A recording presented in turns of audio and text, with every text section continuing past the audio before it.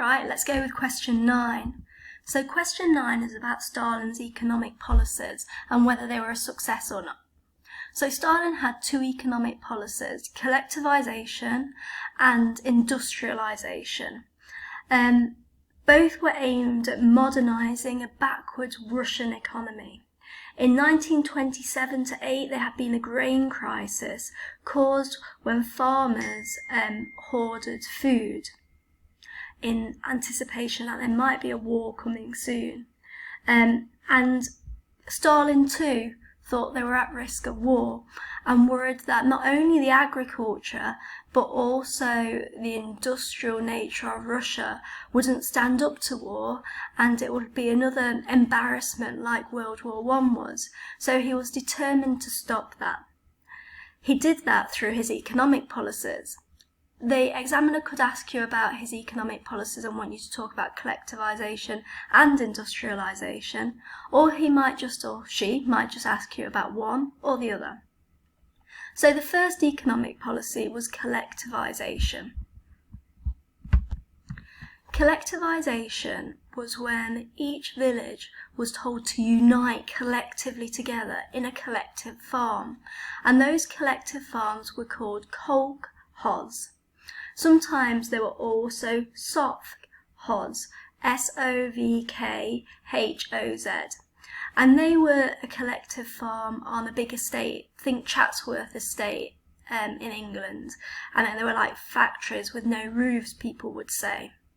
So on a collective farm, the farmers were forced to give up their grain to the NKVD, which replaced the Cheka, which had been renamed in between, but the NKVD were now Stalin's Cheka secret police, and the NKVD redistributed that grain however they saw fit.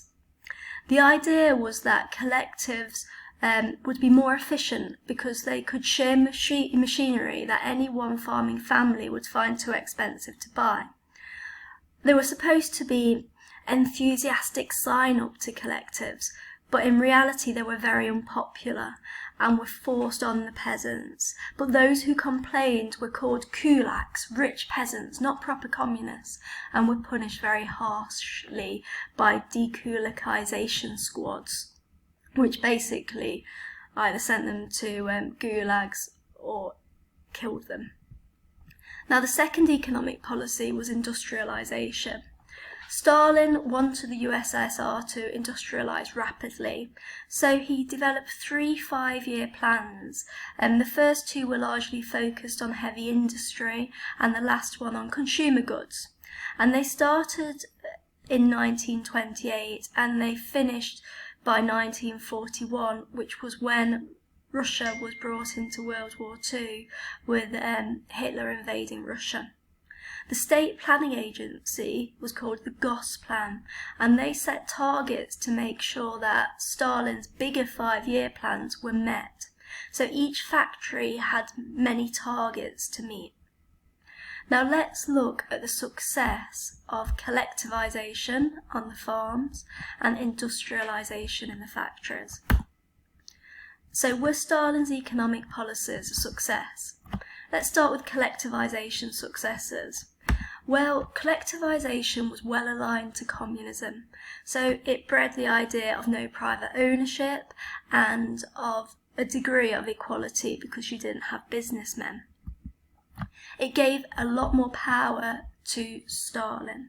So Stalin could control the kolkhovs, and by 1937, 93% of all farms were collectivized. So that was massive control where he could set the expectations for them and collect all the grain. There were machine tractor stations set up as a result of collectivization, so there was a mechanization of farming. Schools and hospitals were provided on collectivized farms, the kolkhovs. And the Red Army, maybe most importantly, was fed because the grain requisitioned from the collective farms was directed to the army and the workers in the factories, and therefore the problems that were encountered in World War I by the Tsar were avoided in World War II to a much larger extent. So what were the failures of collectivisation? Well, collectivisation was incredibly unpopular. The peasants thought, well, the reason we had support of the Bolsheviks was largely the land decree. Now we don't have any land. Now we don't have anything. Everything was owned by the collective, so nothing was owned by an individual. Dekulakization squads were sent in to overcome or to quell any discontent, and great violence was dealt out to anyone that disagreed with collectivisation, who was either killed, sent into exile, or sent to a gulag. The actual agricultural production, grain production, fell. It fell from about 5 tonnes between 1928 and 1934. So it decreased by 5 tonnes. And it actually took until 1940 until the grain production levels of 1914 were re-established. So you can see there that actually the Bolsheviks had only gone backwards since the days of the Tsar. Many animals were killed because rather than hand over their grain, the peasants had often burnt their grain. And rather than hand over their animals, the peasants had often killed them. Indeed, half of the cows and horses in Russia were killed during collectivisation. That was 30 million cows and 18 million horses. They had established machine tractor stations with tractors, but half of these tractors broke because the quality of them just wasn't very good.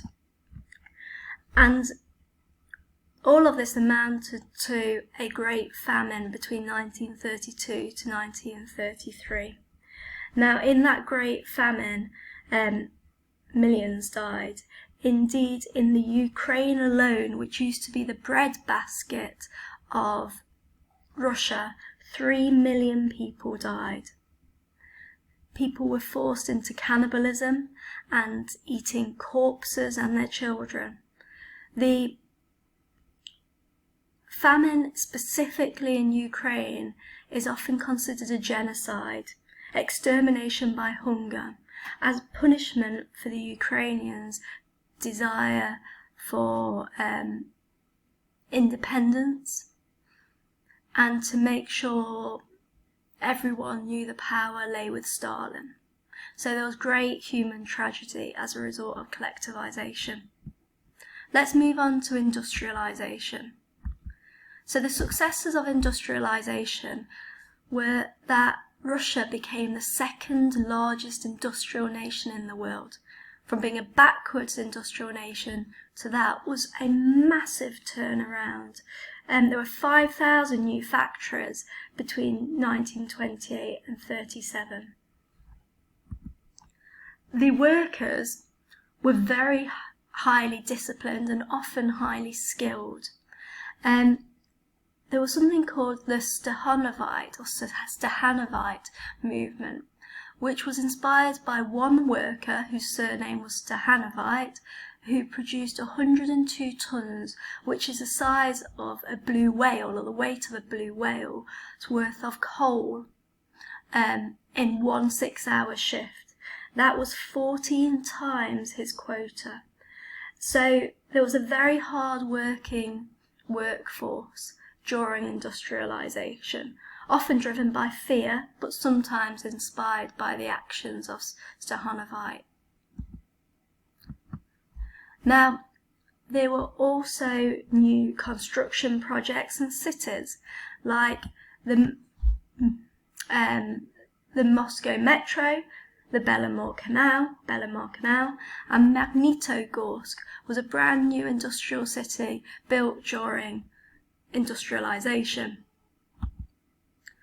Hospitals were provided, so were sort of schools provided during industrialization, partly because Stalin just wanted all the workers to be fit to work rather than that he was actually interested in them as individuals, but nevertheless this was a positive thing. And the army in 1941, when Hitler attacked Russia, was armed.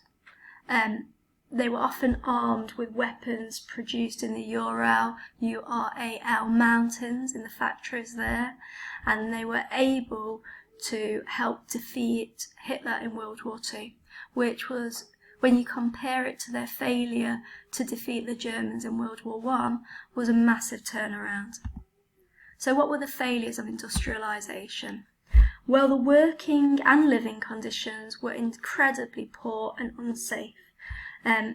Living conditions were overcrowded, the people were poorly paid. The expectations of the 5-year plans and their resultant quotas were too high to be realistic. So people were scapegoated and blamed for those targets not being reached. For example, 55 engineers were put on trial in the Shakti coal mine after quotas weren't met. These people were all innocent, yet 5 were killed as a result. So underperformance was blamed on saboteurs, who were really just innocent people who were scapegoated for missing or the failure to reach quotas.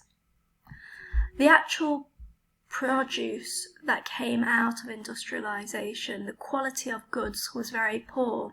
For example, linking back to collectivisation, the tractors that were produced often broke, 50% of them broke.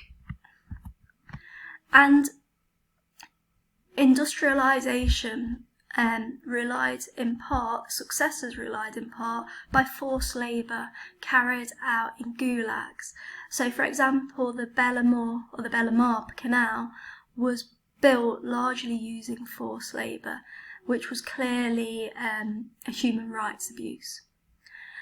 So here is a summary of Stalin's economic policies and their successes and failures. This is how it looks as a revision card.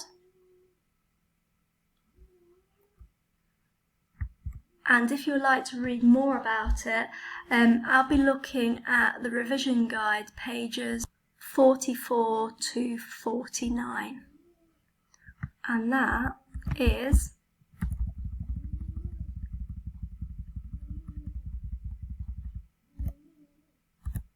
question number 9 finished.